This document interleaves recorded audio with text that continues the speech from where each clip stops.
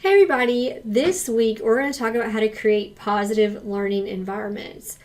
I will say I'm so excited for this week. Honestly, this is probably the most important thing that we talk about in all of EDU 187 because I think we as students have all been in positive learning environments where we have felt seen, we have felt heard, we have felt like the teacher really cares for you as a person. And then we've also been in negative learning environments where you feel like you're in fear all the time, that you can't ask questions, that you can't talk about who you are as a person because there's this sense of fear and dread of breaking rules and what punishment is going to happen. So I really want you to think this week of how are we going to set the tone in our classrooms? How are we going to set the tone so that our students feel comfortable and trust us? And once a student feels like you care about them as a person, learning's going to happen after that.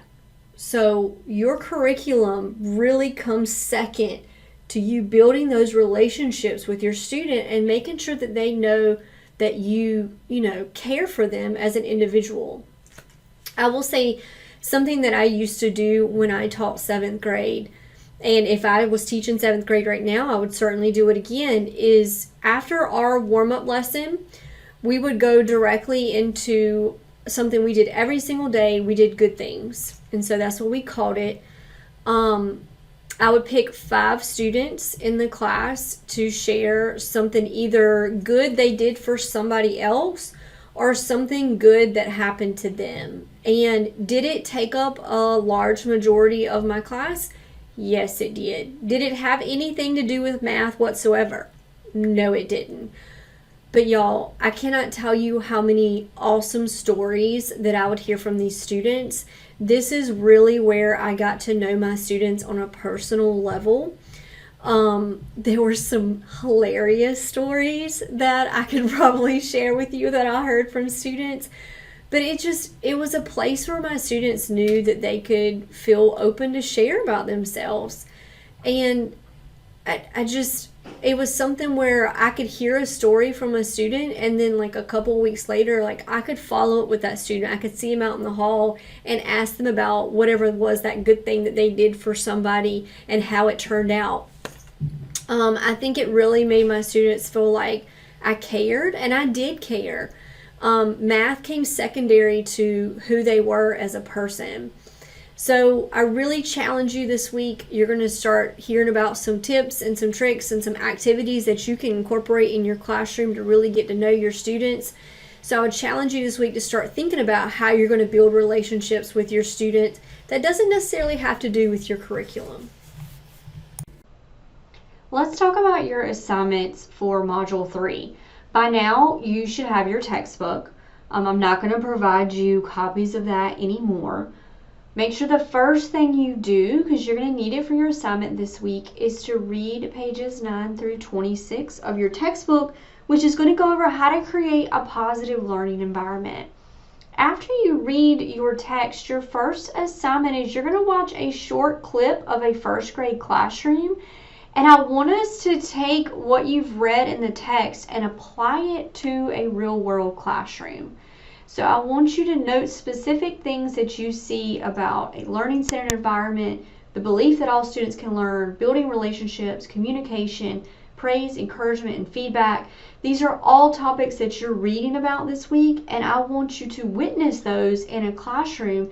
I want you to provide me specific examples from the video. Be very specific in what you witnessed and connect that to the strategies that you read about in the text.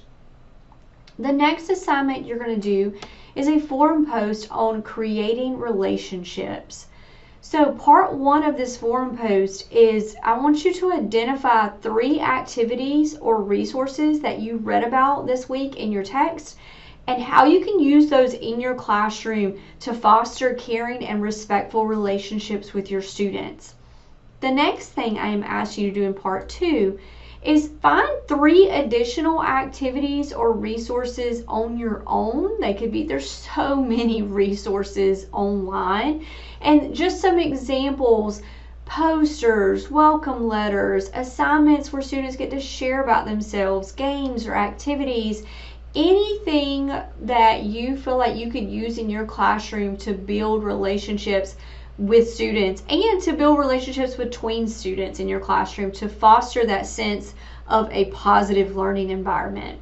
And then for each one of those activities or resources, I want you to provide the name, give me the website link of where it came from, or you can provide a screenshot of it, that's fine, and then explain how this activity could help build caring and respectful relationships with students. And then reply to at least 2 of your classmates. You'll be surprised some of the things that you'll pick up in your other classmates' posts where you're like, oh, I could see myself using that in my classroom. Share what you found helpful and then how you would plan to incorporate that activity or that idea into your own classroom.